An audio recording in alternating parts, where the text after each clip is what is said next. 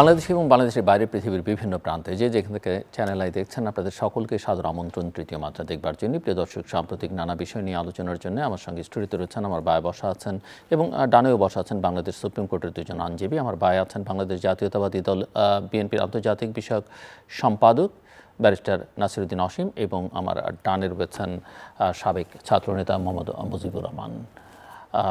স্বাগত আপনাদের দুজনকেই। আপনি প্রথমে এসেছেন মিস্টার রহমান, আপনাকে বিশেষভাবে স্বাগত।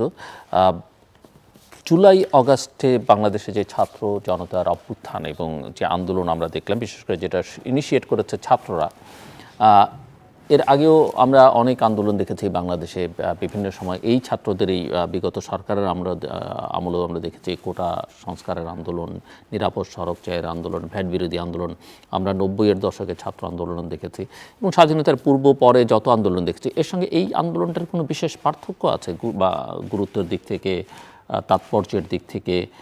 যেটা আসলে অতীতে অনেক আন্দোলন হয়েছে, অনেক সফলতা এসেছে, কিন্তু সফলতা ধরে রাখা যায়নি বা বলা যেতে পারে আকাঙ্ক্ষা ব্যর্থ হয়েছে। এবার সেটা কোনো মৌলিক পার্থক্য আছে কিনা যা দিয়ে নিশ্চিত হওয়া যায় বা ধারণা করা যায় যে এবার বাংলাদেশ ব্যর্থ হবে না? ব্যারিস্টার অসীম। ধন্যবাদ আপনাকে এবং অগণিত দর্শক শ্রোতা চ্যানেল আই তাদের সকলকে শুভেচ্ছা জানিয়ে আমি একটা জিনিস বলি যে এই আন্দোলনে যারা শহীদ হয়েছেন, সর্বশেষ যেটা আপনি বললেন যে ছাত্র জনতার আন্দোলন, তাদের আত্মার মাগফিরাত কামনা করছি এবং তারা একটা নতুন দিগন্ত উন্মোচন করেছেন। একটু ডিমেনশনটা ডিফারেন্ট। আপনি যদি অতীতের অন্যান্য আন্দোলনের সঙ্গে তুলনা করেন, আপনার 69-এর গণ অভ্যুত্থানের কথা বলেন, শহীদ আসাদের কথা বলেন, 71 সালে মহান মুক্তিযুদ্ধ, ছাত্রদের কিন্তু আপনার অনেক ভূমিকা ছিল। সে নিউক্লিয়াস, স্বাধীনতার পতাকা উত্তোলন, বাংলাদেশের পতাকা উত্তোলন, স্বাধীনতার ঘোষণা, সমস্ত কিছু মিলিয়ে তারপরে আমরা দেখেছি 90 সালের ছাত্র আন্দোলন, যেটা মূলত ঢাকা বিশ্ববিদ্যালয় কেন্দ্রিক একটা আন্দোলন ছিল, যেটা একটু বেশি ম্যাচিউর স্টুডেন্টদের ইনভলভমেন্ট সেখানে ছিল।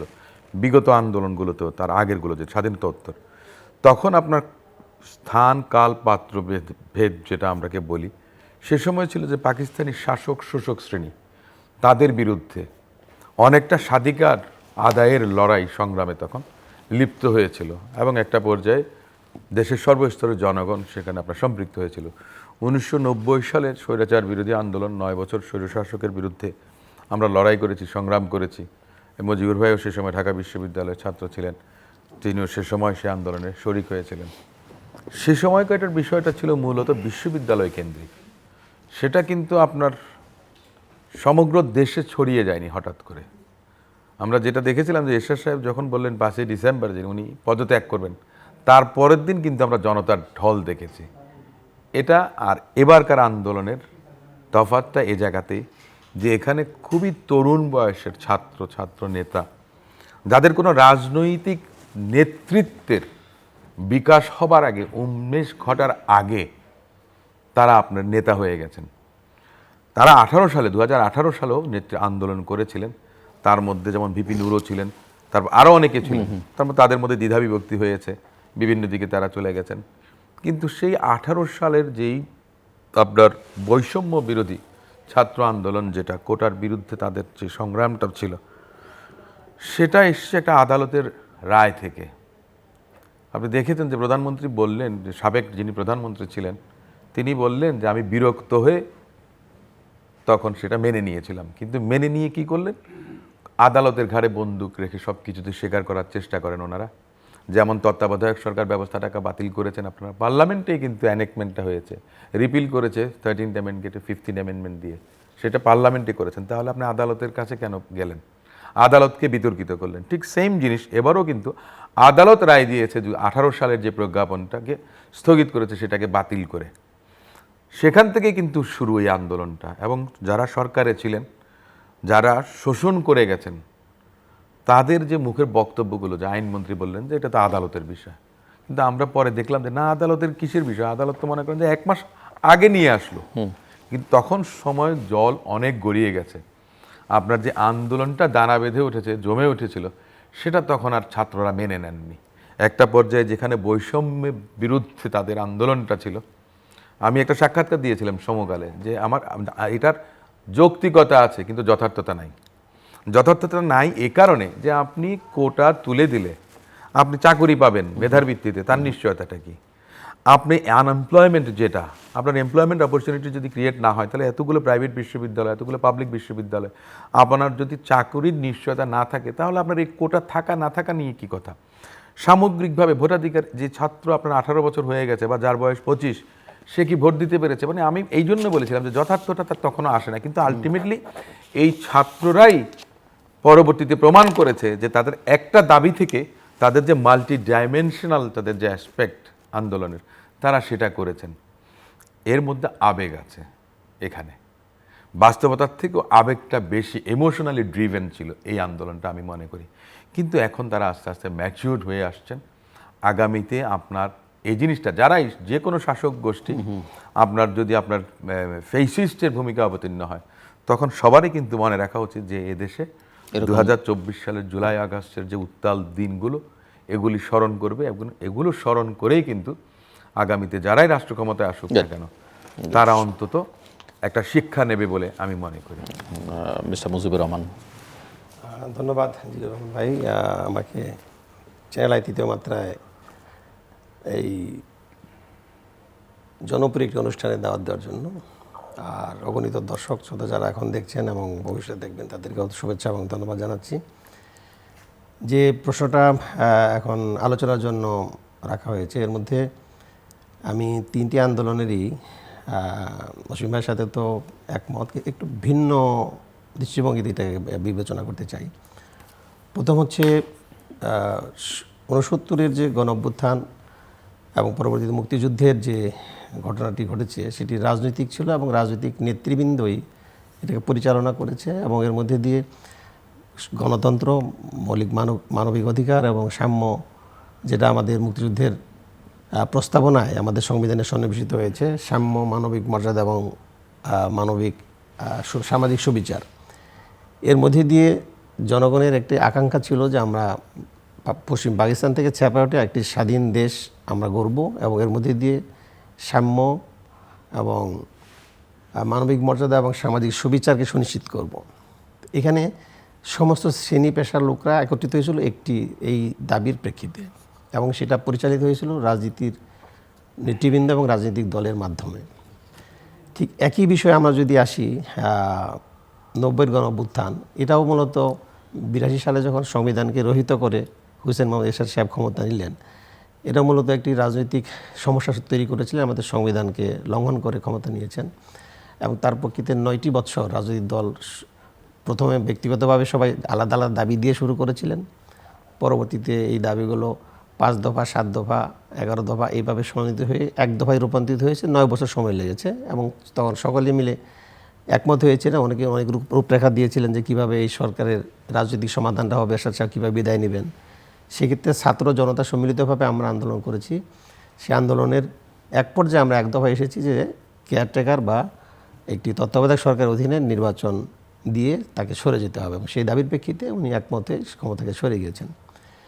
কিন্তু 24-এর যে আন্দোলন, এটার একটু ভিন্ন মাত্রা আছে। এটা হচ্ছে রাজনৈতিক নেতৃবৃন্দের যে আন্দোলনটা ছিল একটা স্বৈরাচারকে পতন করার জন্য, প্রায় 16 বছরের মতো এখানে ওনারা ক্ষমতায় ছিলেন এবং শুরু থেকেই যদিও বলা হয় যে 2008-এর যে নির্বাচন সেটি গণতান্ত্রিকভাবে সমস্ত দলের অংশগ্রহণের ভিত্তিতে হয়েছে, কিন্তু এই নির্বাচনে নিয়ে যথেষ্ট বিতর্ক আছে। বিশেষ করে সেনা তত্ত্বাবধানে যে নির্বাচন হয়েছে, সেখানে আরও তদন্ত করলে বোঝা যাবে যে নির্বাচনে সত্যিই জনগণের পার্টিসিপেশনের ভিত্তিতে হয়েছে কিনা, না কিনা ম্যানিপুলেট হয়েছে বা কোনো ইঞ্জিনিয়ারিং হয়েছে কিনা। এরপর যদি ধরে নেই যে সেই নির্বাচনটা সঠিক হয়েছে, কিন্তু তার পরবর্তীতে কোনো নির্বাচন এদেশের মানুষের অংশগ্রহণের ভিত্তিতে হয় নাই, জনগণের ভোটাধিকার সঠিকভাবে প্রয়োগ করতে পারে নাই এবং প্রতি নির্বাচনই যেভাবে হয়েছে সেটা অসাংবিধানিক, অগণতান্ত্রিক এবং জনগণের ভোটের কোনো অংশগ্রহণ সেখানে ছিল না।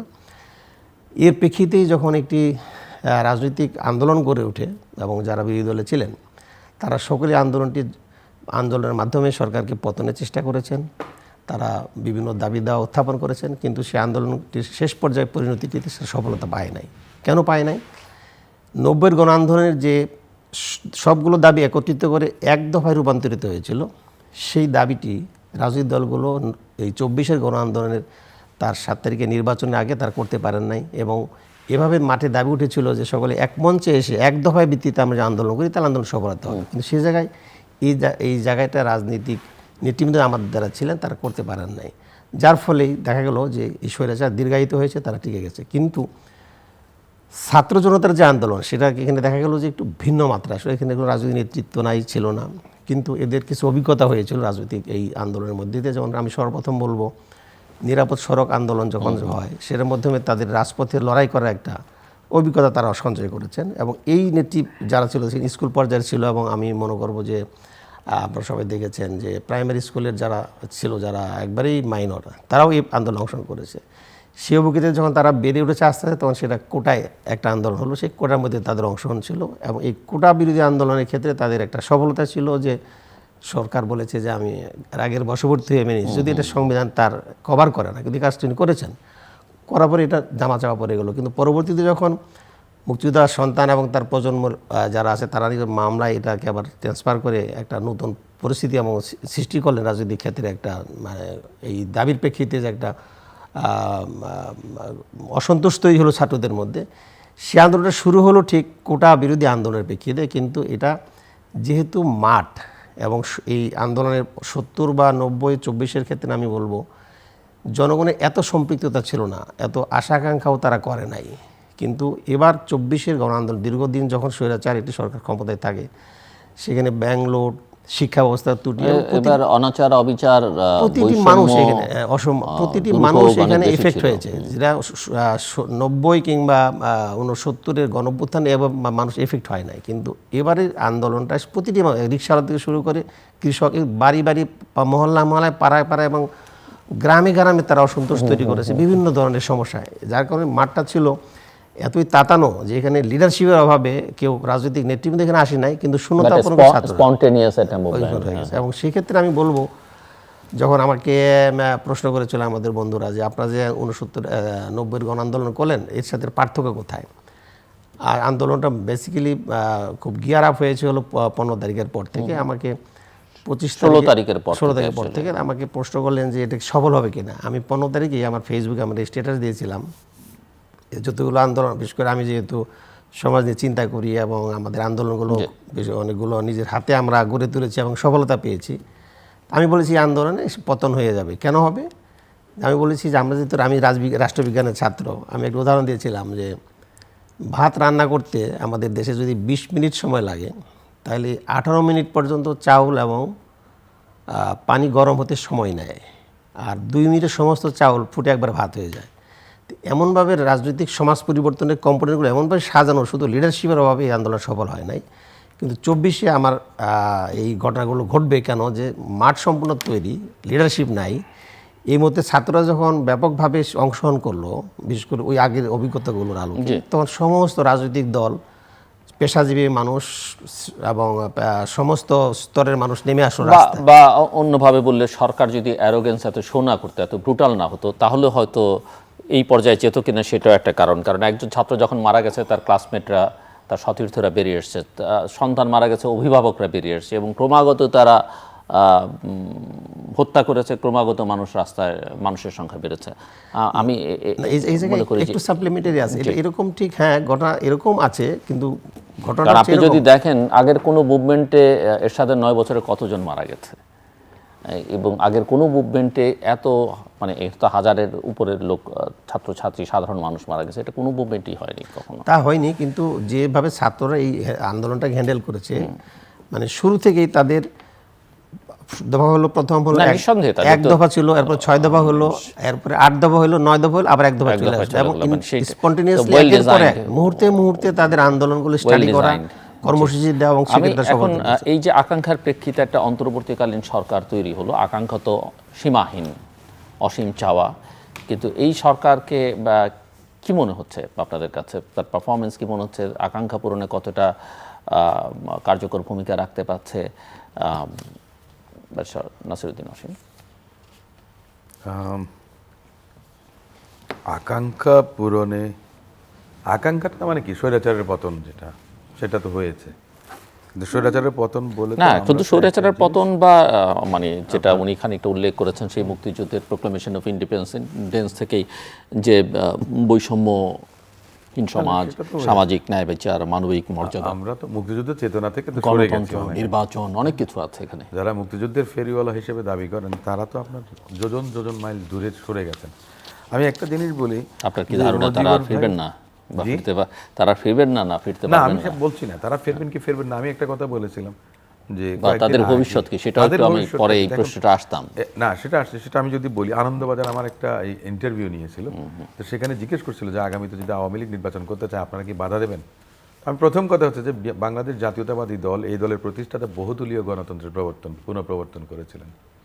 বিএনপি গণতন্ত্রে বিশ্বাস করে। আওয়ামী লীগ যদি আসে নির্বাচন করার জন্য, তাহলে বিএনপি বাধা দেবার কি আছে।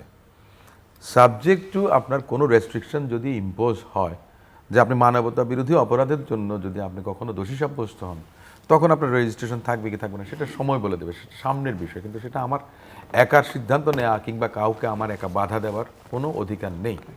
দ্বিতীয় কথা হচ্ছে যে তারা নির্বাচন করতে চাইলে সেটা আপনার যারা আছেন সরকারে তারা সিদ্ধান্ত নেবেন আগামী দিনগুলো কিভাবে যাবে। প্রতিটা মুহূর্ত কিন্তু চ্যালেঞ্জ রয়ে গেছে, যেই জঞ্জাল তৈরি করে গেছেন। এখন দেখুন বিভিন্ন জায়গায় মামলা হয় থানায় থানায়, কিন্তু আমি তো দেখি যা সরকারের উচিত হলো গিয়ে দুর্নীতি, ব্যাংক লুট, শেয়ার বাজার কেলেঙ্কারি, আপনার কনস্ট্রাকশন যে সমস্ত জায়গা হয়েছে বড় বড় যেখানে প্রজেক্টগুলো হয়েছে, সেখানকার আপনার টাকা পাচার হয়ে বিদেশে চলে গেছে। তো তাহলে আপনার রাষ্ট্রীয় যে সমস্ত দুর্নীতি হয়েছে রাষ্ট্রীয় খাতে, আপনি সেটার বিরুদ্ধে কি ব্যবস্থাটা নিচ্ছেন। সময় যত যাবে এটা কিন্তু আস্তে আস্তে ধামাচাপা পড়ে যাবে। আপনার যত্রতত্র মামলা হচ্ছে, বিভিন্ন আপনার বেশ বড় বড় আইনজীবীরা আপনার ওনারা বলছেন যে এই মামলাগুলোর কী ভবিষ্যৎ আমি জানি না, কিন্তু আপনি তো স্পেসিফিক যে যেখানে বলছি আমরা আপনার সেই ট্রান্সপারেন্সি ইন্টারন্যাশনাল থেকে আরম্ভ করে বিভিন্ন ইন্টারন্যাশনাল অর্গানাইজেশন থেকে আরম্ভ করে ইভেন বাংলাদেশ ব্যাংকের গভর্নর বলেছেন যে বল ভেঙে বল চুরি হয়ে কিংবা আপনার ওয়্যার ট্রান্সফার হয়ে টাকা চলে গেছে, ব্যাংক থেকে আপনার অমুক কোম্পানি এত হাজার কোটি টাকা নিয়েছেন, অমুক এত হাজার কোটি টাকা নিয়েছেন, এগুলো তো অন রেকর্ড আছে। তো তাহলে আপনি আগে ওখানে কেন যাচ্ছেন না? আমার সরকারের কাছে এটা কিন্তু একটা জিজ্ঞাসা। মানুষের কিন্তু এই কি আমরা দুর্নীতিমুক্ত একটা সমাজ গড়া তো আমাদের দরকার। তো তাহলে আপনি তো দুর্নীতি যারা করেছে আগে তাদেরকে তো আপনার বিচারের আওতায় আনবেন। এখন যে কথাটা হচ্ছে যে বিগত মুজিবুর ভাই যে কথাটা বলেছেন যে আন্দোলন 16 বছর মনে করেন যে এই সরকার ক্ষমতায় ছিল, আমরা আন্দোলন করেছি, আরও অনেক রাজনৈতিক দল আন্দোলন করেছে। যখনই আমরা আন্দোলন করতে গেছি তখনই বলা হয়েছে জামাত শিবির রাজাকার সহ আমরা আগুন সন্ত্রাস করছি। এই যে একটা কথা বলে আপনার আমাদের নেতাকর্মীদেরকে দেখা গেছে যে মনোবলটা ভেঙে দেয়। কেন সেটা ভাঙে? ব্যবসায়ীরা বলে যে মাননীয় প্রধানমন্ত্রী আপনার পাশে আসে, দরকার হয় 1 মাস ব্যবসা করলাম না, আপনি তো আমাদেরকে সব দিছেন। ওনারা যে পা চেটে চেটে জুতা চেটে চেটে মনে করেন আপনার টাকার সম্পদ পাহাড় গড়েছেন, ওনারা তাই করেছেন। আমি বলতে বাধ্য হচ্ছে যে ইলেকট্রনিক্স মিডিয়ার সাংবাদিকরা, আমি বড় একজন সম্পাদক, আমি খুব অবাক হয়ে গেছি যে মাননীয় প্রধানমন্ত্রী আপনাকে কেন নোবেল প্রাইজ দেওয়া হয় না। এই যদি সাইকোফ্যান্ট ক্লাস তৈরি হয় স্বাধীন দেশে, তখন আপনি যখন গদিতে থাকবেন আপনি তখন আপনাকে আর মানুষ মনে করবেন না, আপনি আপনাকে দেবী মনে করবেন। আপনি মরহুম শেখ মুজিবুর রহমান সাহেবের মূর্তির উপরে যেভাবে আপনার অবমাননা করা হয়েছে, ভাঙা হয়েছে, আপনি কি মনে করেন এই ছাত্ররা এটা ওনার উপরে করেছে? না, আমি তো মনে করি যে ওনার মেয়ের অপকর্মের জন্য করেছে, আওয়ামী লীগের অপকর্মের জন্য সমস্ত কিছু কি ওনার উপরে পড়েছে। ওনার অবদান তো আপনি অস্বীকার করতে পারবেন না বাংলাদেশের ইতিহাসে। তাহলে কেন এটা ঘটেছে? আপনি যদি আপনার বাবাকে মানব বানান, মহামানব বানান, কিন্তু আপনি দেবতা বানাতে পারেন না। আপনি ওই দেবতা আর দেবী হতে গিয়ে কিন্তু এই ডিবাকল, এই ডিজাস্টারটা হয়েছে। একটা কথা আমরা কেন 16 বছর পারিনি? আমরা বারবার চেষ্টা করেছি। আমাদের তো লক্ষাধিকের উপরে আপনার এক একটা সমাবেশ হতো, কিন্তু আমরা 1 ঘন্টা আমরা থাকতে পারি না। তার কারণ আমার প্রশ্ন ছিল বর্তমান সরকারের পুলিশ সব মিলে আমাদের উপর আক্রমণ করতো। একটা কথা বলি যে by using a bad word Razakar, the fascist government rule this country for long 16 years. By using the same bad words, the same government couldn't sustain for 16 days. মানে সময়ের কথা। আর এই কারণেই বলছি বর্তমান সরকারের কথা বলছিলাম। সরকারকে তো সংস্কারের মধ্যে যেতে হবে, অনেক কিছু আছে। এখানে ফেসিস প্রধানমন্ত্রী আপনার পদত্যাগ করে দেশ ছেড়ে চলে গেছেন, সরকারের সচিবরা যারা আপনার সবকও দিচ্ছেন জাতিকে প্রধান দিচ্ছেন। নির্বাচন। তাহলে আমার কথাটা হচ্ছে যে আমি তো সাধারণ ছাত্র যারা আন্দোলন করেছে, শুধু কি একমাত্র শেখ হাসিনা তাই ছিলেন? উনি কি এই সমস্ত মনস্টারদেরকে তৈরি করেননি? এই মনস্টাররা নিজেদেরকে বাঁচানোর জন্য সরকারকে 16 বছর টিকিয়ে রেখেছে। তো তাহলে তাদের বিরুদ্ধে কেন এখনো ব্যবস্থা নেওয়া হচ্ছে না? আমি বলি যে এরা তো অন্তরা হয়ে থাকবে এই সরকারের জন্য। সরকার চাইলেই তার মানে আপনার ঠিক মতো আপনার নির্বাচনটা করতে পারবেন না। তাহলে আমাদের কি আকাঙ্ক্ষা? গণতন্ত্র, আমাদের কি রুল অফ ল দরকার আছে, আমাদের গুড গভর্নেন্সের দরকার আছে, আমাদের ভোটিং ব্যবস্থাটার দরকার আছে, সংস্কারের প্রয়োজন আছে। ইনস্টিটিউশনগুলো নষ্ট হয়ে গেছে, বিচার বিভাগের উপরে মানুষের আস্থা নেই। তাহলে সমস্ত কিছু তো আপনার ফেরাতে হবে, তো তারপরে তো আপনি সুন্দর করে একটা নির্বাচনটা দিতে পারবেন। কিন্তু এটার জন্য সময় বেশি নেওয়াটা আমি মনে করি না যে ঠিক, কারণ দেশটা রাজনীতিবিদরাই চালাবেন এবং গণতান্ত্রিকভাবে যেই আসুক, ইলেকশন করে যেই আসুক, ছাত্ররা যদি মনে করে যে তারা নির্বাচন করবে তারা করুক, বিএনপি যদি ইলেকশন করে, জামাত ইসলাম আছে, আরও অনেক রাজনৈতিক দল আছে, যেই আসুক না কেন, আমি মনে করি যে আমরা রাজনৈতিক যে ব্যবস্থা তার মধ্যে ফেরত আসার জন্য যা কিছু করা দরকার তড়িৎ, আমি সেটা মনে করি যে সরকারের সেদিকে এগিয়ে যাবে। মিস্টার রহমান, এই ক্ষেত্রে আমার একটু ভিন্ন দৃষ্টিভঙ্গিতে আমি কিছু কথা বলতে চাই। সেই জন্যই তো আপনি টেবিলের এই প্রান্তে। সেটা হচ্ছে, আমি বিশেষ করে এই ছাত্র আন্দোলনের, বৈষম্যবিধি ছাত্র আন্দোলনের যে যারা লিড করছিলেন, বিশেষ করে সর্বশেষ বেরোলো যে মাহফুজ আলম, যাকে উপদেষ্টার বিশেষ সহকারী করা হলো। এর আগে তো ময়দানে ছিল নাহিদ, তারপরে আবদুল্লাহ এবং আসিফ, দুইজন তো এখন এর মধ্যে সরকারে যারা জয়েন করেছে। হ্যাঁ, সার্জিস মাঠে আছে, আবদুল্লাহ মাঠে আছে। এদের সমস্ত বক্তৃতাগুলো আমি খেয়াল করছি এবং সর্বশেষে আন্দোলনের প্রেক্ষাপটে মাঠে যেভাবে শ্রমজীবী, পেশাজীবী মানুষ, বিশেষ করে শিল্পী সাহিত্যিকরা শেষ পর্যায়ে অংশগ্রহণ করলো। আমি তো হাইকোর্ট থেকে এগুলো বাসায় যাই এবং প্রতিদিন আন্দোলনের একটা, যেহেতু 90-এর একটা অভিজ্ঞতা ছিল, আমি হেঁটে হেঁটে যেতাম, ওদের সাথে কথা বলতাম, কি করছে, বক্তব্য কী, তাদের স্লোগানগুলো শোনার চেষ্টা করতাম, তারা কী লিখছে, কী বলছে, এগুলো স্টাডি করতাম। যেটা এরশাদ সময় আমরা বলতাম বক্তৃতায় যে, এরশাদ সাহেব আপনি ইউনিভার্সিটিতে আসেন, দেখেন ছাত্রদের দেয়ালে কী লেখা আছে। লেখাটা তো তাদের একটা বক্তব্য এবং ওখানে একটা দর্শন আছে। তো সেখানে এই যে কতগুলো স্লোগান এবং তাদের বক্তব্য, বিশেষ করে প্রধানমন্ত্রীর বক্তব্য তারা স্যাটায়ার করলো, আমি রাজাকার করে। এবং রাত, আমি তখন জেগে আছি, রাত 12:30টায় রোকেয়া হল ভেঙে মিছিলটা হলো, তুমি কি আমি কে, রাজাকার রাজাকার। তো এটা তো মানে তাদেরকে তিরস্কার করা হলো, কিন্তু সেই তিরস্কারটা তারা গর্ব ভরে প্রতিবাদের সুরে বললো যে তুমি যাই বলো না কেন, আমরা ওই পত্র আর মানবো না, সমস্ত ক্ষেত্রে আমার পদত্যাগ চাই। দিকে আস্তে আস্তে ধাপিত হলো আন্দোলনটা। এবং সেই আন্দোলনের ক্ষেত্রে তাদের আকাঙ্ক্ষার কথা আপনি বলছেন, আকাঙ্ক্ষার ক্ষেত্রে আমি বলবো এর মূল কথা তাদের সমস্ত বক্তব্যের মধ্যে একটা হচ্ছে সমস্ত ধরনের বৈষম্যের অবসান। এবং এই বৈষম্যের সাথে তারা অ্যাড্রেস করেছে, বিশেষ করে তাদের যে দার্শনিক গুরু বলা হচ্ছে এখন থেকে আপনার মাহফুজ আলমকে। তার কয়েকটা বক্তব্য প্রেস ক্লাবে একটাতে আপনিও থাকার সুযোগ হয়েছিল, আপনি যে শুনেছেন। আমি দেখলাম যে সকল মানে যারা বুদ্ধিজীবী, সুশীল সমাজ, সকলে তন্ময় হয়ে তার মানে কথাগুলো শুনলেন যে কী চায় এর যুবক সমাজ। এর মধ্যে মূল কথাটি হচ্ছে, আমরা যে 1947 সাল যদি এখানে সৃষ্টি না হতো, তাহলে এই দেশ আজকে আমরা স্বাধীন করতে পারতাম না। তাইলে এই দেশের 71 সৃষ্টি হয়েছে, যার সঙ্গে জড়িত হয়েছে 47 সাল। তার একটা চেতনা ছিল, সেই চেতনাকে অস্বীকার করে যখন 71 সালকে সেই চেতনাবিহীন করা হয়েছে, আমাদের রাজনৈতিক নেতৃবৃন্দকে অনেকটা অস্বীকারই করা হয়েছে, তাদেরকে আনা হয় নাই। ভাসানীর বক্তব্য, সোহরাওয়ার্দীর কথা, শেরে বাংলার কথা, তাদের মানে কী বলবো, অবিসংবাদিত নেতা ছিলেন, তাদের অবদান অস্বীকার করার কোনো উপায় নাই। সে অবস্থার প্রেক্ষিতেই 71 সৃষ্টি হয়েছে। 71টাকে এমনভাবে মুক্তিযুদ্ধের চেতনার নামে তারা ব্যবহার করেছে, যেখানে মূল আমাদের প্রোক্লামেশন আমি আগে বলেছি, সাম্য, মানবিক মর্যাদা এবং সামাজিক সুবিচারের কথা, এগুলোর ধারে কাছেও নাই। এটা এক দল এমনভাবে তারা নিয়ে গেলো, সংবিধানের সংশোধন করে নিয়ে গেল। এবং সংবিধান সংশোধন করার পরে শেষে যখন তারা ষষ্ঠ সংশোধনী করলো, আজকে আপনার 17তম সংশোধনীর ক্ষেত্রে যে কথাগুলো বলা হলো, একবার কন্ট্রাডিকশনে ভরা। আমি একটি কথা বলতে চাই এখানে, যে আজকে যে সংবিধান সংশোধন করা হলো, সেই সংশোধনী কর্ম তারা বাঙালি জাতীয়তাবাদের কথা বলছে, কিন্তু আমাদের পাসপোর্টে এখন আমরা বাংলাদেশি জাতীয়তাবাদ লিখি। কেন লিখি? যে প্রশ্নটি করা হয়েছিল শেখ মুজিবকে যখন চাকমাক বা আমাদের মারমা এবং সেই গারোরা এসে যখন বললো যে তোরা বাঙালি হয়ে যা, তিনি তারপর সম্ভব না, তাদের জাতীয়তা আছে। জিয়া রহমান এটাকে সেটেল করে ফেলেছেন যে আমরা সবাই বাংলাদেশি এবং সেই পাসপোর্টে আমরা বাংলাদেশি লিখি। অথচ সংবিধান তারা সংশোধন করে লিখলো আমরা বাঙালি জাতীয়তাবাদ। বাঙালি জাতীয় বলতে what is the difference between the east Bengal and West Bengal? আমরা তো পশ্চিমবঙ্গ বা বাংলার সাথে এখনও নাই। রাজনৈতিক সাংস্কৃতিকভাবে আমরা সাংস্কৃতিক এক হইলেও কিন্তু আমরা ভৌগোলিকভাবে তাদের সেপারেট। তো এই সমস্ত বিতর্কগুলো তৈরি করে আমাদের যুব সমাজের কাছে এমন একটা জিনিস তৈরি করা হয়েছে, যেগুলো যদি অবসান না হয়, এগুলো যদি আমরা মীমাংসা করতে না পারি, আমি দুঃখের সাথে বলতে হয় আজকে যে জিয়া রহমান স্বাধীনতার ঘোষণা করেছেন, এখানে কোনো বিতর্ক নাই, সর্বসম্মতিতে ডকুমেন্টারি এভিডেন্স আছে। কিন্তু শেখ মুজিবকে স্বাধীনতা ঘোষণা বানাতে গিয়ে এমনভাবে অবতারণা করা হলো যে যুব সমাজ ছাত্রদের মধ্যে একটা যুদ্ধান্তের মনোভাব তৈরি করে দেওয়া হলো, এবং দেশে একমাত্র মালিক তারা, আর সবাই প্রজা। শেষে শেখ পরিবারের সদস্য তার দেশে মালিক হয়ে গেলেন, জনগণ প্রজা হয়ে গেলেন, দাসের মূল্য হয়ে গেলেন।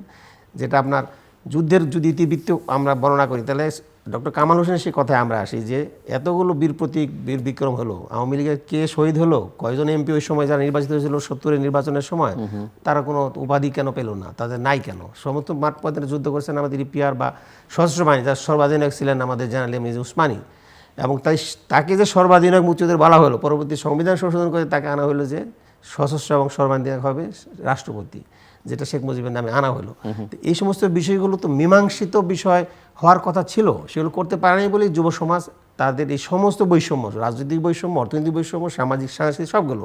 এবং আরও একটা মারাত্মক বিষয় হলো, যেটা মূল কারণ এখানে আমি দেখবো, আমি ঢাকা ছাত্র, আমি দেখেছি, আমি প্রায় 8 বছর হলে ছিলাম, বিশ্ববিদ্যালয় পরিবেশ পরিষদ নামে একটা সংগঠন করেছেন, এটা ভাইস চ্যান্সেলর। আমি যখন ওই সময় এরশাদ বিরোধী আন্দোলনের সময় আমরা চাচ্ছি এক দফায় কী করে ট্রান্সফার আন্দোলন নেওয়া যায়, দেখা গেলো যে না, বিরোধ কি, ছাত্র সংগ্রাম পরিষদ, সংগ্রামী ছাত্রজোট, ছাত্রদলের নেতৃত্বে এবার হচ্ছে, ওইদিকে ইসলামী ছাত্র শিবির করছে, ওইদিকে আবার বামপন্থীরা পরে 5 দল করলো। আমরা এই ছাত্রদের একত্রিত করতে পারি নাই। কিন্তু এবারের এই যে যারা বৈষম্য ছাত্র আন্দোলন করলো, তারা কিন্তু এই রাজনৈতিক বেরিয়ারটা ভেঙে দিয়েছে, বলছে আমরা কোনো দলীয় লেজুর ভিত্তির রাজনীতি শিক্ষাঙ্গনে চাই না। কেন চাই না? কুফলগুলো তারা ভোগ করেছে ভাগ ভাগে। এই যে মূল কথা, এই কথাটা কোথায় গিয়ে এখন ঠেকেছে? এখন ঠেকেছে যে রাজনৈতিক দলগুলো সংস্কার করো। কারণ যে রাষ্ট্র গঠন পরিচালনা করবে, রাজনৈতিক দলগুলো, রাজনৈতিক দল ছাড়া তো রাষ্ট্র চলবে না, এবং রাষ্ট্রের একটা অন্যতম উপাদান রাজনৈতিক দল। তারা এখন এই যে বৈষম্য ছাত্র আন্দোলনের লিডাররা, তারা বলছে যে দলকেও সংশোধন করতে হবে। দল যদি সংশোধিত না হয়, দলের মধ্যে যদি গণতান্ত্রিক চর্চা না হয়, দলের মধ্যে যদি লিডারশিপ বের হওয়ার জন্য প্রতিযোগিতা না থাকে, সুষ্ঠু প্রতিযোগিতা না থাকে, তাহলে তো এই রাষ্ট্র যারা কি পরবর্তী কে চালাবে, তারা তো বিপদে পড়ে যাবে। কাজে এই জিনিসগুলো সংস্কার না করে যদি আবার রাজনৈতিক দলগুলো আসে, তাহলে একই পরিস্থিতি ঘটবে। আমার যেটা প্রশ্ন ছিল আপনাদের দুজনের কাছে, যে অন্তর্বর্তীকালীন সরকারের পারফরমেন্স কেমন দেখছেন? মানে তারা কি ছাত্র জনতার আকাঙ্ক্ষাকে ধারণ করতে পারছেন? মৌলিক সমস্যা হয়ে গিয়েছে যে এই বিগত পতিত স্বৈরাচার বলবো, সমস্ত সাংবিধানিক প্রতিষ্ঠানগুলো এমনভাবে নষ্ট করে দিয়েছেন। দলীয় লোক যদি নিয়োগ দেওয়া হতো সাংবিধানিক পন্থায়, তাহলেও এতটা ক্ষতি হতো না। এখানে দলীয় লোক না, দুর্নীতিবাজ এবং টাকা পাচারকারী, আত্মীয়করণ এবং নিজস্ব বংশের লোকদেরকে, শেখ পরিবারের প্রায় 42 জন হিসাব করেছি, এবং একজন এমপি ছিল এই বিগত স্বৈরাচার সরকারের প্রধানমন্ত্রীর চাচি, যে বাংলা লিখে পড়তে পারে না, সংসদে তার ভাইরাল হয়েছে জিনিসটা, স্টেটমেন্ট নিয়ে আসেন, পড়তে পারছেন না, উনি এমপি হয়েছেন। যারা সংসদে আইন তৈরি করবেন, তাদের যদি দশা হয় তাহলে কী হবে? এরকমভাবে পারিবারিককরণ করা হয়েছে, এবং তাদের কী বলবো এটাকে, তাদের যারা এমপি হয় নাই, তারা আবার ব্যবসায়িক আমরা নিয়ন্ত্রণ করতেন, প্রায় শতখানিক অলিগার তারা তৈরি করেছেন, যারা রাজনীতি নিয়ন্ত্রণ করতেন পরিবারতন্ত্রের মাধ্যমে, আবার তারা ব্যবসা নিয়ন্ত্রণ করেন। এই যে বিষয়গুলো, এগুলো তো এত তাড়াতাড়ি যেটাকে সংশোধন করতে পারবে, এবং কাজ করতে গিয়ে দেখা গেল, আপনার মনে আছে হয়তো যে 91 সালে যখন বেগম খালেদা যে ক্ষমতায় আসলেন, ঠিক তারপরেই কিন্তু রাগত সুরে শেখ হাসিনা বলেছিলেন যে আমি একদিনের জন্য আমি তাদেরকে শান্তি থাকতে দেব না। এবং এখন যে বইটা ভাইরাল হয়েছে, আমার ফাঁসি চাই বলে মোতিরাম মিন্টু একটা বই লিখেছেন, সেই বইয়ের কিন্তু আদ্যপান্ত কথার মধ্যে বলা আছে শেখ হাসিনার ব্যক্তিগত চরিত্র, চাওয়া পাকা, তার সংস্কৃতি, তার উঠাবার সব কিছু বলা। এখানে বোঝা যায় যে মহিলাটা কী ধরনের ব্যক্তিগত আচার আচরণ তারা অভ্যস্ত। তো এই ধরনের অবস্থার মধ্যে দিয়ে দেখা যাচ্ছে উনি ভারতে চলে গেছেন, কিন্তু এরপরেও একের পর এক আনসার বিদ্রোহ হচ্ছে, প্রশাসনের তার দলীয় লোকগুলো এমন বসা হচ্ছে, উনি কাজ করতেছেন না। একটা স্বরাষ্ট্র মন্ত্রণালয় কাজ করতে, অনেকগুলো ইস্যু এখানে জড়িত, মিডিয়া হত্যা জড়িত, 5ই মের শাপলা চত্বরের ঘটনা জড়িত, এখানে আপনার কী বলে 24-এর গণহত্যা জড়িত। আজ পর্যন্ত কিন্তু, যদিও তারা কমিটি করে দিয়েছে, বলতেছে যে শহীদের তালিকা কত, আমরা 71 সালে কিন্তু মুক্তিযুদ্ধের শহীদের তালিকা এখন বের করতে পারি নাই, এত বছর পরেও। কিন্তু এরা অনেক কাজ করছে, কত আহত হয়েছে, কতজনের চক্ষু গেলো, কত অঙ্গ প্রত্যঙ্গ হানি হলো, পা কাটা গেল, কজনের পা কাটা গেল, কজন শহীদের তালিকা তারা তৈরি করছেন। আমরা পূর্ণ একটা চিত্র চাই। এতগুলো কিছু না করে হঠাৎ করে নির্বাচন দিলে তো নির্বাচন ফেয়ার না, এখানে আরেকটা মারামারি সংঘাতের পরিস্থিতি হয়ে যায়। সুতরাং এর ফেয়ার আগে ইনস্টিটিউশনগুলোকে দাঁড় করাইতে হবে, তার নির্বাচন। আরেকটা প্রশ্ন আমি করেছিলাম মিস্টার অসীমকে, যে আওয়ামী লীগ সম্পর্কে কি বক্তব্য আপনাদের? আওয়ামী লীগের ক্ষেত্রে বক্তব্য হচ্ছে যে আওয়ামী লীগ একটা ঐতিহ্যবাহী দল। যদিও ডক্টর মাহবুবুল্লাহ ঢাকা ইউনিভার্সিটির প্রফেসর, উনি এ সম্পর্কে বলেছে, তার ভিডিও ভাইরাল হয়েছে, যে যে দলের জন্মটাই হয়েছে সন্ত্রাসের মাধ্যমে, যেমন শেখ মুজিবুর রহমান সময় একটা কথা বলেছিলেন যে এটা ভাসানী সাহেব যখন একটা সম্মেলন করে সেখানে মারামারির পরিস্থিতি তৈরি হয়েছিল। তো সেই ইতিহাসগুলো অনেক লম্বা, আজকে তো সেখানে সময় বলা হবে না। আমার মনে হয় আমাদের নতুন প্রজন্ম যারা আছে তারা যে বইগুলো পড়ে নেয় তাহলে শেখ মুজিব এবং আওয়ামী লীগের ইতিহাস তারা জানতে পারবে। তো আমি বলছি যে এখন যে দাবিগুলো উঠছে, বিশেষ করে হাইকোর্টে রিটও হয়েছিল যে দলটা নিষিদ্ধ করা যায় কিনা। অ্যাকচুয়ালি গণতান্ত্রিক পরিবেশে কোনো দল নিষিদ্ধ করে রাজনীতিকে এগিয়ে নেওয়া যাবে না। রাজনীতি হতে বহুদলীয় গণতন্ত্র জিয়া রহমান বলেছিলেন, যদিও শেখ মুজিব বন্ধ করে দিয়েছিলেন চৌদ্দ সংসদের মাধ্যমে। আমরা বলবো যে বহুদলীয় গণতন্ত্রই হচ্ছে গণতন্ত্রের জন্য একটা সৌন্দর্য, এটা থাকতেই হবে। আপনি ভোটে পাশ করবে সে যাই হোক, সে বামপন্থী হোক, ডানপন্থী হোক, সে ইসলামপন্থী হোক কিংবা জাতীয়তাবাদী হোক, সে ভোটে পেলে পাশ করবে। আবার সে ক্ষমতা, এই যে গণতান্ত্রিক পালাবদল, ক্ষমতার পালাবদল, এগুলো যদি একটা সাংবিধানিক অন্থায় প্রাতিষ্ঠানিকীকরণ না করা যায় তাহলে এই সমস্যাগুলো থাকবে। সুতরাং এই প্রাতিষ্ঠানিকরণ আমরা 71 সাল থেকে আজ পর্যন্ত 53 বছর করতে পারি নাই।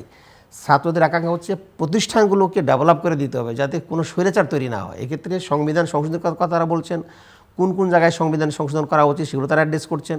আমার কাছে সংবিধান এখানে আছে, আমি স্পষ্ট দেখা দিতে পারবো যে কোন কোন কন্ট্রাডিকশনে আওয়ামী লীগ এই চালালো, এতদিন তার পরিচালনা করছে। অনেকগুলো কন্ট্রাডিকশন নিজেরাই তৈরি করেছেন, সংশোধন হয় না। একটা আনইলেক্টেড গভর্নমেন্ট কি সংবিধান সংশোধন করতে পারে না, এখন যেহেতু আনইলেক্টেড, এটা আমরা বলবো যে এখন যে পর্যায়ের গভর্নমেন্ট এখন কাজ করছেন এটা তো সংবিধান কভার করছে না। এই বর্তমান সংবিধান যে পর্যায়ে আছে সবগুলোই তো বেআইনি এবং তাদের আইন অনুযায়ী শাস্তি হওয়ার উপযোগী হয়ে গেছে। সুতরাং এই সংবিধান এখন কোনো কার্যকরী সংবিধান নাই। যদিও এটা আমাদের বলবো যে গণ অভ্যুত্থান কিংবা বিপ্লবী সরকারের পরে যেভাবে 70 সালে নির্বাচনে আওয়ামী লীগ একটা ফ্রেমে তারা নির্বাচন করেছিলেন, নির্বাচন করার পরে 72 সংবিধান, হ্যাঁ ডক্টর অফ নেসেসিটি, এই ডক্টর অফ নেসেসিটির মধ্যে দিয়ে সংবিধান তৈরি হবে। যে সমস্ত জিনিসগুলো স্বৈরাচারকে সৃষ্টি করার মতো আছে ওগুলো সংশোধন অবশ্যই করতে হবে। এবং আমি মনে করি যে এখানে মানে এক ধরনের রিরাইট করা বা পুনর্লিখন করা, নতুন করে ছাড়া তো আপনি যা কিছু ভালো আছে সেটা রেখে আবার নতুন করে লেখা এবং স্বৈরাচার সৃষ্টি হওয়ার সমস্ত রাস্তা বন্ধ করতে হবে। এবং আমি বলবো আমার তাদের এই বৈষম্য ছাত্র নেতৃবৃন্দের কথার সাথে আমি একটা বিষয় একমত, রাজনৈতিক দল হচ্ছে stakeholder of the state. রাজনীতি তারাই নিয়ন্ত্রণ করবে, এরা তো রাজনীতি করার জন্য আসে নাই। এরা একটা বিক্ষোভ এবং বৈসাদৃশ্যগুলো দেখি তারা একটা মুভমেন্ট তৈরি করেছে। করিডোরে এই আলোচনা আছে যে তারা রাজনৈতিক দল করলেও করতে পারে, সেটা তো প্রত্যেক ব্যক্তির স্বাধীনতা করতেও পারে, সেখানে আমরা তো। আপনি মনে করছেন না যে তারা সেই পথে হাঁটবে? এটা ভবিষ্যৎ বলবে, তারা যদি চায়। এখন তাদের বক্তব্য হচ্ছে যে রাজনীতি যে আমরা দাবিগুলো করে যে আন্দোলনটা সফল করলাম, এগুলো ত্যাগ তিতিক্ষা হলো, আমার শহীদ হলো, আমাদের তো আহত হলো, এই আহতর মূল কথাগুলো হচ্ছে যে রাজনীতিটাকে সংস্কার করতে হবে। সংস্কার করার ক্ষেত্রে সাংবিধানিক যে প্রতিষ্ঠানগুলো সেগুলো তো অবশ্যই সংস্কার করতে হবে। একই সাথে রাজনৈতিক দল যারা ভবিষ্যতে ক্ষমতা পরিচালনা করবেন, যারা ক্ষমতায় আসবেন, তারা যেন নিজেদের মধ্যে ক্ষমতাগুলো তারা যেন একটা প্রাতিষ্ঠানিকভাবে নিজেদেরকে ডেভেলপ করেন, এটাও তারা চায়। এবং এক্ষেত্রে একটু অ্যাড করতে আমি চাই, একটু শেষ করতে হবে। যে রাজনৈতিক দলগুলো এখন আছে, প্রতিটি রাজনৈতিক দল, এটা আওয়ামী লীগ হোক, বিএনপি হোক, জামাত হোক বা অন্যান্য যারাই এখন রাজনীতির ক্ষেত্রে জনগণের কাছে যেতে চান, আমি বলবো যে তাদের নির্বাচন এবং গণতন্ত্রের মধ্যে যদি তারা সাংস্কৃতিকভাবে এমন একটা পরিবেশ তৈরি করেন যে নেতা নির্বাচিত হবে ভোটের মাধ্যমে, নেতা অবশ্যই কারো চয়েসে নির্বাচিত হবে না, এটা যদি না করা যায়, আমি বলছিলাম যে রাজনৈতিক দলগুলোর মধ্যেও প্রাতিষ্ঠানিকতা আনতে হবে। কীভাবে আনা যায়? গণতন্ত্রের চর্চা, নেতা নির্বাচনের ক্ষেত্রে তাদের একটা গণতন্ত্র কিন্তু বলা আছে, আওয়ামী লীগ বলুন, বিএনপি বলুন, প্রত্যেক গঠনতন্ত্রে এত সুন্দর সুন্দর কথা আছে, কিন্তু সেগুলো চর্চা নাই। যখনই তাদের কাউন্সিল হয়, নেতা নির্বাচনের মধ্যে প্রেসিডেন্ট হয় একভাবে, এরপরে সকলে প্রেসিডেন্টের ইচ্ছা মতো সিলেকশন দিয়ে দেয়। এটা তো গণতান্ত্রিক পদ্ধতি হলো না। যার কারণে যারা প্রকৃতভাবে ত্যাগী এবং জনগণের সংস্পর্শ রাখেন, যারা গণতন্ত্রের জন্য অবদান রাখবেন, তারা কিন্তু আর ওই কমিটিতে আসতে পারেন না। না হয়ে ওখানে হয় কি, যারা চয়েসে, যার যেরকম ব্যক্তিগত চয়েস থাকে সেখানে তারা পদায়ন হয়, এবং একই সাথে সেখানে টাকার বাণিজ্য হয়, সেখানে মনোনয়নের ক্ষেত্রে বাণিজ্য করে। এই সমস্ত যখন একটা দলের মধ্যে চলতে থাকে, ওই দল তো আপনার আশাকে পূরণ করতে পারবে না। ক্ষমতায় গেলে তারা সেম ঘটনায় ঘটবে। এবং এখন যে অভিযোগগুলো আসছে রাজনৈতিক দলগুলোর ক্ষেত্রে, এই মানে বিশৃঙ্খলার অভিযোগগুলো আসছে বিভিন্ন দলের, যারা ক্ষমতায় এখনও যায় নাই, অভিযোগ আসছে। এই অভিযোগগুলোর কারণ কি? যদি দলগুলো সুসংগঠিত থাকতো, নেতা নির্বাচনে প্রতিশ্রুতি থাকতো, তাহলে নিয়ন্ত্রণ করা যেত। এমন ঘটনা আছে যে বিএনপি বা যারা এখন এই যাদের বিরুদ্ধে অভিযোগ করা হচ্ছে তারা জানেই না যে তারা বিএনপি করে। ওই কোন গ্রামে গিয়ে একটা জিনিস দখল করলো, সে কোথাকার সাইনবোর্ড লাগালো বিএনপির, এখন বিএনপির নাম বদনাম হয়ে যাচ্ছে। তো এগুলো তো ঠিক না। যখনই দল প্রাতিষ্ঠানিক অর্জন করতে কঠোর হচ্ছে দমন করা যাবে, দেশটাও সুন্দরভাবে এগিয়ে যাবে। ব্যারিস্টার অসীম আকাঙ্ক্ষার কথা শুনলেন, এবং আমরা লক্ষ্য করছি যে নির্বাচনকে কেন্দ্র করে, সরকারের পারফরমেন্সকে কেন্দ্র করে, ভূমিকাকে কেন্দ্র করে, তাদের রোড ম্যাপ, তাদের এজেন্ডা, ম্যান্ডেট এগুলো নিয়ে আলোচনা করতে বিএনপির সঙ্গে অন্যান্য দলগুলোর কিছু মত পার্থক্য লক্ষ্য করা যাচ্ছে অন্তত চিন্তার ক্ষেত্রে। যেমন ধরেন জামাতের এক ধরনের মতামত, এমনকি জাতীয় পার্টি তারাও সরকারকে সময় দিতে চায়, যদিও জাতীয় পার্টি অন্যান্য আওয়ামী লীগ এবং তার অন্যান্য অ্যালাইজদের থেকে আলাদা কিভাবে হয়ে গেল সেটা এখনও স্পষ্ট না। মনে হচ্ছে যে তারা বেশ ভালোভাবেই আছে। তো আমি একটু আপনার কাছ থেকে শুনতে চাই যে এই বিএনপি জামাত মানে যেহেতু আওয়ামী লীগ নেই, আপনারা কি মুখোমুখি হতে যাচ্ছেন কি না, বা জাতীয় পার্টি এখানে তার অবস্থান কি হবে? না, আমি একটা জিনিস বলি, বিএনপির যে স্বকীয় ধারা সেটা নিয়ে বিএনপি রাজনীতি করে। আমাদের দলের অ্যাক্টিং চেয়ারপারসন ম্যাডাম তো তখন জেলে ছিলেন, এখন তিনি মুক্ত, কিন্তু মূলত গত কটি বছর ম্যাডাম জেলে থাকা অবস্থায় আমাদের ভারপ্রাপ্ত চেয়ারম্যান জনাব তারেক রহমান সাহেব তিনি দলের হাল ধরেছেন। তিনি তৃণমূলের নেতাদের সঙ্গে পর্যন্ত উনি কথা বলেছেন। একটা প্রোগ্রামে আপনার ঢাকার আশেপাশের জেলাগুলো এবং ঢাকা মহানগর উত্তর এবং দক্ষিণের যারা আপনার মূল নেতৃত্বে আছেন, বিভিন্ন অঙ্গ সংগঠনের প্রেসিডেন্ট সেক্রেটারি, বিএনপির প্রেসিডেন্ট সেক্রেটারি এবং আমরা যারা আছি, যারা ইলেকশন করেছি বা ইলেকশন করতে চাই, তাদের নিয়ে উনি আপনার ভার্চুয়াল মিটিং করেছেন এবং সেখানে উনি সতর্কবাণী উচ্চারণ করেছেন যে বিভিন্ন জায়গায় বিভিন্ন অপকর্ম হচ্ছে, বিএনপির নামে হোক কিংবা একটা দলের মধ্যে ভালো মন্দ সব ধরনের লোক থাকে, আমি অস্বীকার করব না, কিন্তু কিছু লোক আছে মনে করেন যে প্রতিশোধ পরায়ণ হয়ে অনেক সময় অনেক কাজ করে। আবার দেখা গেছে আমার একটা ব্যবসা প্রতিষ্ঠান ছিল, গত 16 বছর আগে আওয়ামী লীগ সেটা থেকে আমাকে ডিসপোজেস করে নিয়ে গেছে, আমি দেখা গেছে আমারটা ফেরতের জন্য, পুনরুদ্ধারের জন্য যাচ্ছি, কিন্তু আমার অ্যাক্টিং চেয়ারপারসন সেটাও সমর্থন করেন না। ওনার কথা হচ্ছে যে তোমার বৈধ কাগজ আছে, সেটা গিয়ে মালিক সমিতিকে বলো যে এই আমি মালিকানা, আমার দখলের, আমার মালিক, আমি দোকানের মালিক, আমাকে আপনারা বুঝিয়ে দেন, যেন শান্তিপূর্ণভাবে বা আইনের আশ্রয়ের মধ্য দিয়ে যেন সেটা হয়। ওনার কথাটা হচ্ছে সেটা। কিন্তু আপনি জোর করে কিংবা অবৈধভাবে কোনো কিছু করবেন, সেরকমের অনেকগুলো কিছু ঘটনা ঘটেছে যেখানে দল থেকে তাদেরকে বহিষ্কার করা হয়েছে। মেসেজটা ক্লিয়ার করে দেওয়া হয়েছে যে আমাদের এবং আগে যারা ক্ষমতা ছিল আওয়ামী লীগ, তার মধ্যে তফাৎটা কী জিনিস সেটা বোঝানোর জন্য 31 দফার কথা বলা হয়েছে। সেখানে উনি নিজেই বলেছেন যে পরপর 2 মেয়াদের বেশি কেউ প্রধানমন্ত্রী হতে পারবেন না। মজিবুর ভাই যে কথাটা বললেন যে গণতন্ত্র দলের মধ্যে গণতান্ত্রিক যে আপনার চর্চাটা, সেটার কথা, এটার উপরে কিন্তু তারেক রহমান সাহেব আপনার জোর দিচ্ছেন।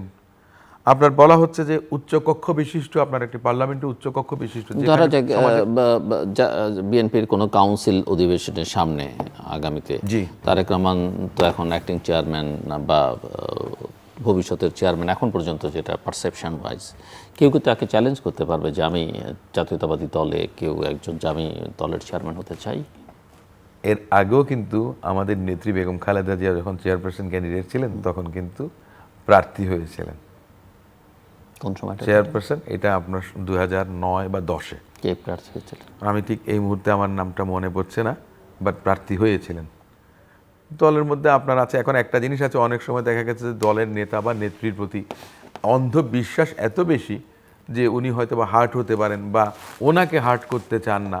ইমোশনালি ড্রিভেন, কিন্তু আপনি যত কিছুই বলেন না কেন, আপনি এই সাবকন্টিনেন্টের কথা কেন বলেন, আপনি অন্যান্য জায়গাতেও আছে, কিন্তু পৃথিবীর বিভিন্ন দেশে কিন্তু দেখা গেছে বিভিন্ন রাষ্ট্রনায়কদের আপনার বউ, ছেলে, মেয়ে, তারা বিভিন্ন সময় এটা মানে এই না যে আমি একা প্রার্থী সেজন্য মনে করেন যে আর অন্য কেউ হলো না, বা অন্য কাউকে আমি বোধহয় জোর করে বোধহয় তাকে বাধা দিচ্ছি। আপনার যদি ভোটাভুটি হয়, ধরেন আপনার Begum Khaleda Zia BNP chairperson candidate আর আমিও ওনার সঙ্গে ক্যান্ডিডেট, তো আপনি কি মনে করেন যে আমাকে কাউন্সিলররা ভোট দেবে? এটা খুব সহজ কথা। এটা আমি বিতর্কের বিষয় মনে করি না। বেগম খালেদা জিয়ার যে ইমেজ, বেগম খালেদা জিয়া যে আপসহীন নেতৃত্ব, বেগম খালেদা জিয়ার বিরুদ্ধে কোনো করাপশনের চার্জ আজ পর্যন্ত কেউ প্রমাণ করতে পারেনি। যেটা করেছে সেটা তো আপনার নাটকের মামলা, নাটকের সাজা যেগুলো হয়েছে, তাই না? আপনি বললেন কি এতিমের টাকা মেরে খেয়েছে, মানে খুব সেন্সিটিভ একটা ইস্যু আপনি তুলে দিলেন যে এতিমের টাকা মেরে খেয়েছে। কয় কোটি টাকা? 2 কোটি টাকা।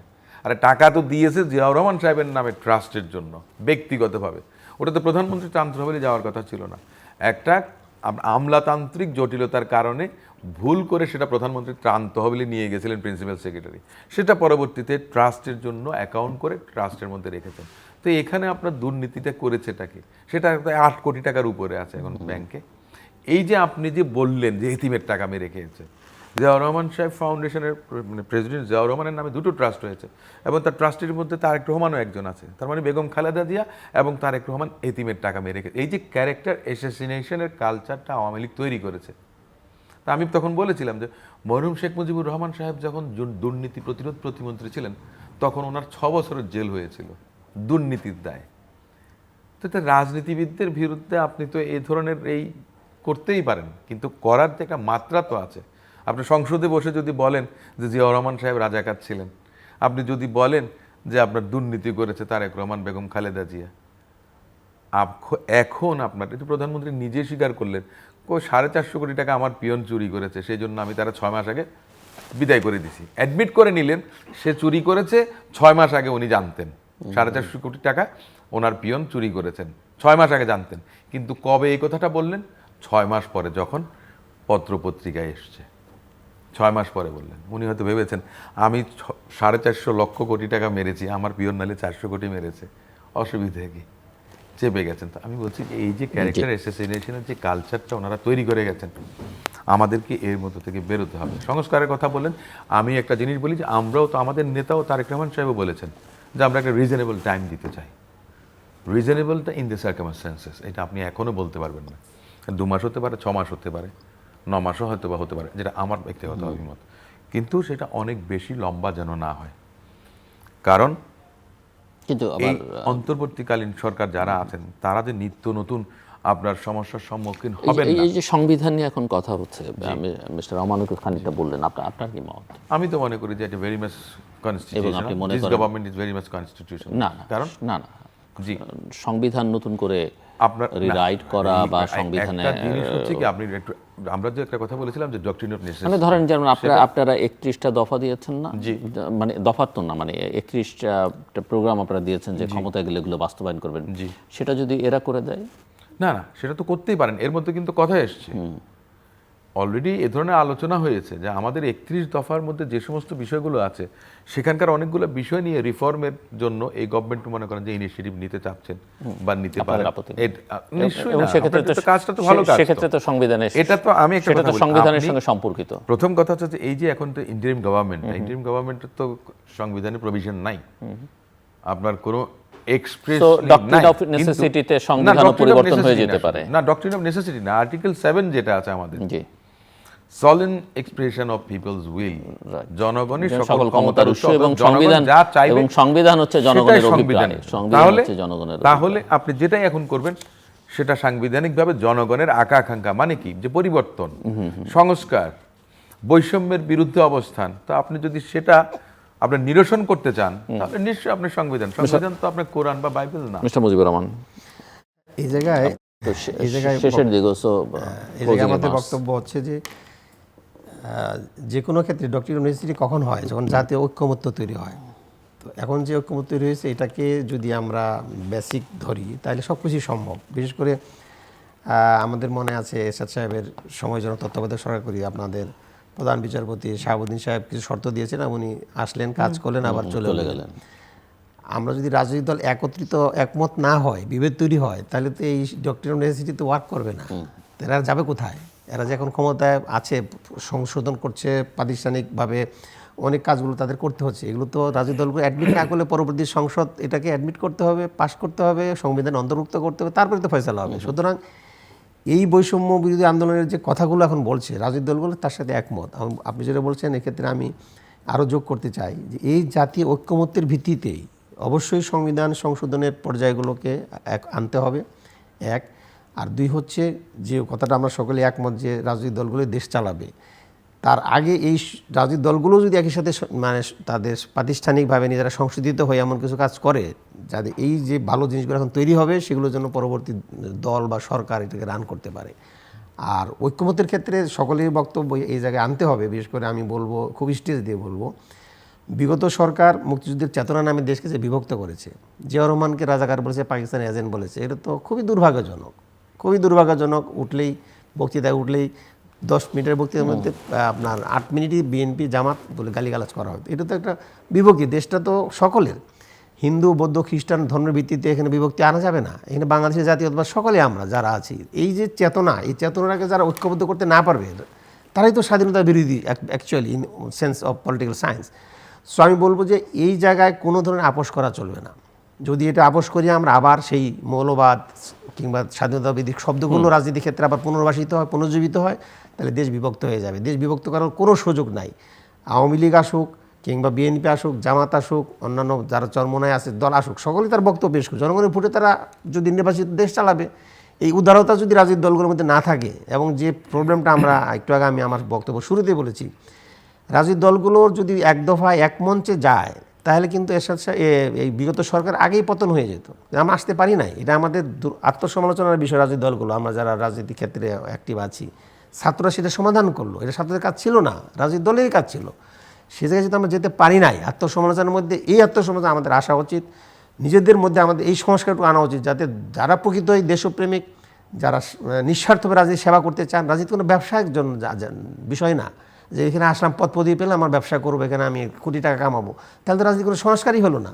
যে কারণে স্বৈরাচার তৈরি হয়েছে, এখানে রাজনীতিকে ব্যবসায় পরিণত করা হয়েছে। ব্যবসায়ীরা সংগঠন করেছে যে হ্যাঁ আপনি চিরদিন ক্ষমতায় থাকেন, আমাদের কোনো অসুবিধা নেই, আমরা লুটপাট করবো, সিন্ডিকেট করবো, জিনিসপত্রের দাম বাড়বো, যা কিছু তাই করবো। এই জিনিসগুলো তো আমরা দিতে পারি না। তো সুতরাং এই জায়গায় রাজনৈতিক দলের বিকল্প, যেমন আজকে তারা বলছে যে আমরা এক স্বৈরাচারকে বাদ দিয়ে আরেক স্বৈরাচারকে আনতে দেবো না, এই কথাটা কেন আজকে মাঠে চালু হয়ে গেল? কেন এই জন্য চালু হয়ে গেলো যে আমাদের যে আত্মোপলব্ধি, আত্মসমালোচনা এবং আমাদের যে রাজনীতি ক্ষেত্রে পড়াশোনা, দল পরিচালনার ক্ষেত্রে, রাষ্ট্র পরিচালনার ক্ষেত্রে আমাদের যে বোধ সৃষ্টি হওয়ার কথা ছিল, আমাদের যে জ্ঞান অর্জন করার কথা ছিল, সেগুলো আমার মনে অর্জন করতে পারি নাই। আমার মনে হয় এই জায়গায় আত্মসমালোচনার প্রয়োজন আছে। আমি মনে করি যে এই জায়গায় অবশ্যই রাজনৈতিক দলগুলোকে দায়িত্বশীলতার সাথে অতি দ্রুত এই সময়ের মধ্যে এই কাজগুলো শেষ করতে হবে, যাতে পরবর্তী সরকার যেন আসে দেশের মানুষ উপকার পায়, বৈষম্য দূর হয়ে যায় এবং আইনের শাসন চালু হয়, ন্যায় বিচার চালু হয়। এবং যে কথাগুলো আমরা বলি, বিচার বিভাগ পৃথকীকরণ, সামাজিক ন্যায় বিচার, সুবিচার, সাম্য, একটা কৃষকও যেন যে ন্যায় বিচার পায়, আজকে হতাশার মধ্যে দিয়ে সবাই আছে। এই হতাশা থেকে দূর করতে গেলে রাজনৈতিক দলগুলোকেই এগিয়ে আসতে হবে, নেতাদেরকে এগিয়ে আসতে সুন্দর সুন্দর কথা বলতে হবে। যেটা আমাদের অসীম ভাই বললেন যে তারেক রহমান খুব সুন্দর সুন্দর কথা বলছেন, আমার চাই ইমপ্লিমেন্টেশন, এবং যত তাড়াতাড়ি ইমপ্লিমেন্টেশন হবে, নির্বাচন তত দেরিতেই হোক বা আগে আসুক, আমরা সেই সুফল জনগণের কাছে পৌঁছে দিতে পারবো।